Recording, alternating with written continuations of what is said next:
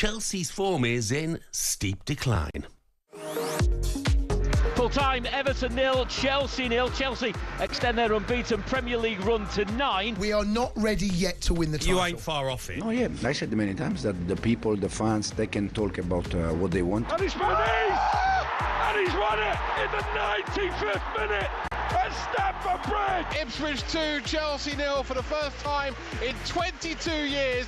Ipswich have a top flight win to celebrate. Erling Haaland with the finish, chops the ball back onto his left foot and eventually does dink the ball over the Chelsea goalkeeper. Another mistake from him. He is not an elite level goalkeeper. The 8-time FA Cup winners Chelsea have been sent crashing in the 4th round. Brighton 2, Chelsea 1. Yeah, they were gifted a goal from Bart Verbruggen with probably the worst goalkeeping error of the season, I would think. And in fairness to him, he hasn't done it very often. Gifted a goal start, and yet they couldn't take advantage, Tony. It's an understatement to say they were disappointing at Brighton, isn't it? Well, Jeff, I saw Chelsea in the 8-game winning run they were on from sort of mid-November until just before Christmas. They had 8 straight wins, and I thought they were a really good side. Look, a complete outfit. Well, mate, you know, a lot of questions over the goalkeeper, I get that. But watching them of late, and I was at Crystal Palace when they drew 1-1, and they were brilliant for 75, 80 minutes in the game, ended up drawing. Palace got a late goal. And I don't see a 90-minute team now. And also, if we go to the game against Brighton, I mean, Christian Nkunku has been given an opportunity. And he looked well. I use this line, Jeff, because I think it's a funny line. I said he was outstanding. The problem is everyone else was outrunning, and he literally had no interest to put. You're thinking a guy that's got an opportunity because Jackson's form has sort of dipped. Come in and, you know, whatever you do, you're going to chase around and make it hard for the opposition. I don't think their centre-halves are good enough to be a top 4 team. That's one that I think they're Toussaint, Chalobah, they're decent. Colwell's decent. And we were talking off air, Jeff, there's no number 1 at Chelsea centre-half. That leader that guides the number 2s, the second one, the guy that sort of reacts off the main centre-half. You know, they obviously... Thiago, when they lost Thiago, yes, he was 38, 39. He was still their best centre-half. Yeah. And Chelsea have got... Neto, by the way, who's a great player. Tariq Lamptey had him in his pocket. And he knew Neto couldn't get past him. So they've had a lot of this Cole Palmer. So far you've listed about 6 or 7 issues, no, you know? Jeff, they've got a fantastic squad of players, but they haven't got enough to be... that Champions League team that can go out and get big upsets. Let's get more on it. Joining us now is the host of Chelsea Fan TV, Alex Harris. Morning, Alex. Alex. Good morning. Good to see you guys. You too, mate. How concerned are you about the direction of travel that Chelsea are going in at the moment? I mean, if you're not concerned, then I don't know what to say. I came on here when Pochettino got sacked. I was so angry about it. And we downgraded. That's how I felt. That's how I feel. I still want to give Maresca a chance. I don't have anything against Maresca. I think he can get us top 4. So I'm not going to sit here and say that the season's a write-off. But he's not giving me much reason to have hope. And he's not getting any help either. We downgraded in the January window. We finished worse than we started. We haven't taken the Carabao Cup seriously. We haven't taken the FA Cup seriously. And the only thing that we're taking seriously at the moment is financial. It's all financial.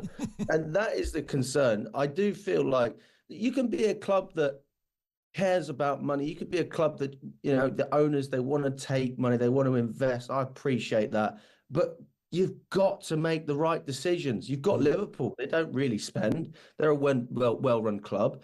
And I feel like, to be honest, we're going in the opposite direction. We're looking like a club that if we don't make the right decisions, we're going to end up like Manchester United. And if we miss out on Champions League football, we're not in a situation where the owners are going to come out of their pockets and continue to spend. and it's going to get even harder to get where we want to go. Alex, I mentioned a few players and positions in the team that have been quite disappointing, and there's a text come in, and it's a valid point about even the likes of Cole Palmer have not been as good as we know what he's capable of. He's a terrific player. Well, there you go. I mean, you look at what we have this season, I would say we have a better squad than we had last season. And our players, look, there are players that are performing well under Maresca. I'm not going to sit here and say that he hasn't improved any of our players. I think Fernandez looks better. I think Caicedo looks better. Cucurella's performing well. But a lot of these players that started off well, it was the opposite last season. They started badly and improved. They've started well and regressed. And not to mention that he's had no help from the board, Maresca. You should have come in and got reinforcements. You should have cover for Cucurella as a left back. You loaned out Vega. You should have midfield depth. You've basically got rid of all of your midfielder. And then he's spoken about the fact that we don't miss João Felix. Hang on a second. What happens if Caicedo gets injured? Our season is finished. If Palmer's not available, then we are absolutely done. We have no depth as a left back.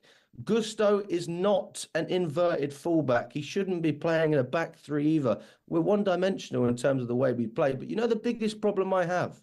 The reason that I don't trust Maresca is it's got nothing to do with that either, because I understand managers need time. I appreciate he's a young manager without much experience at this level. The reason I don't trust Maresca is one thing. You keep choosing Robert Sanchez, who is statistically the worst goalkeeper in English football at the moment. Forget the Premier League. I can't think of a more unreliable goalkeeper at this moment in time. And you literally dropped him against West Ham because he's not good enough.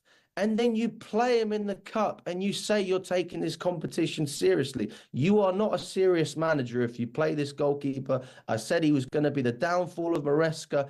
And if he plays again against Brighton on Friday, more fans will think the way I'm thinking, which is the fact that, listen, you want to play bums, you're going to look like a bum. And that's how I feel about Maresca at the moment. It's a bit harsh, Alex, look, mate, I feel your pain. I feel your anguish. Thank you very much indeed for sharing that passion with us. Brilliant. Thank you very much. Thank you. And you can't you, Chelsea fan, feel the pain about how badly things are going now. After setting the bar so high, they set the bar so high. Jeff, we really want to go to pain. Just go back to the Chelsea I played in 1994 to 92, 94. We were mid-table, pitch was terrible, 7,800 on a Tuesday night against Southampton.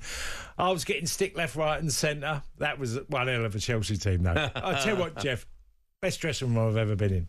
Yeah, so funny. brilliant. Lads were great at that time. You know, a lot of characters, Vinnie Jones, Dennis Wise, Andy Townsend. Then you had Frank Sinclair, Jason Cundy and many others. Funniest dressing room I've ever been in. Brilliant. I mean, it's all right. Not a very good team, though. I was going to say, it's all right you lads having a laugh in the dressing room while the fans are out there, crying their hearts out for a good Chelsea side. Some Chelsea fans, Jeff, will miss that team. Yeah. I think with Chelsea, it's worth pointing out, by the way, they are still top four. So it has not been a catastrophe by any stretch of the imagination. talkSPORT Breakfast, waking you up Monday to Friday morning from 6 a.m. on AM, on DAB, via the talkSPORT app and on your smart speaker. talkSPORT.